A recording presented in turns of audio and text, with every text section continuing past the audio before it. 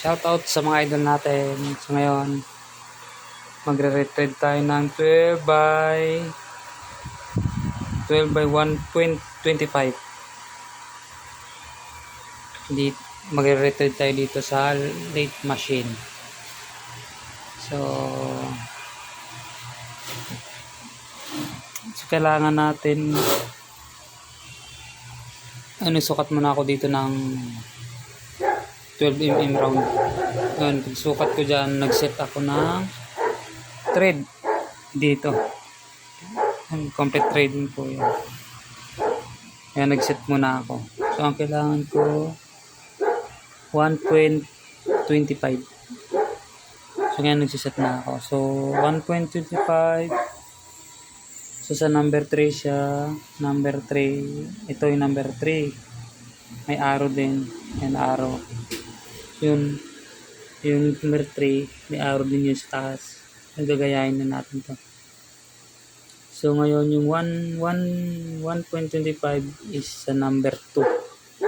So ngayon number 2, ito yan, may mga yan ang number 2 doon sa dulo. So ngayon isi-set mo rin sa number 2. Ngayon pag na-set mo na ng number 2, so ito naman para dito sa dalawa. So pag nagtabas ka, ito ang gagamitin sa ilalim. So dito yon. So ngayon kasi magti-thread tayo, ito ang gagamitin natin. So dito naman tayo. So lalagay natin dyan.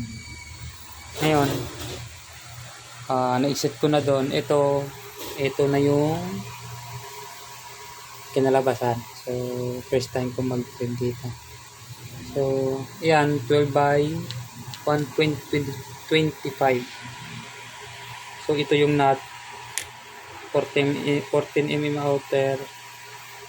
Yung inner naman is 12.1.25. Ngayon, try natin papasok dito kung papasok. Okay. Oops. Yun, pumasok.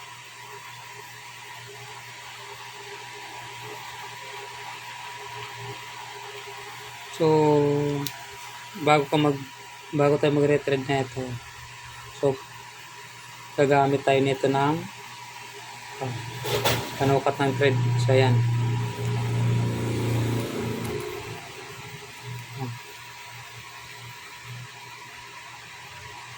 ayan.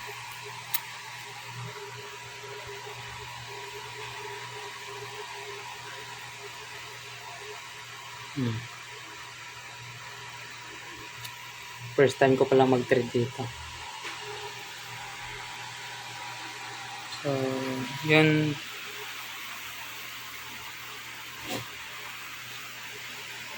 Nag-practice ako kasi sa Raider kadalasan ito nasisira. Itong thread na to. So, hanggang dyan na lang yung aking video. Shout out po sa mga nanonood.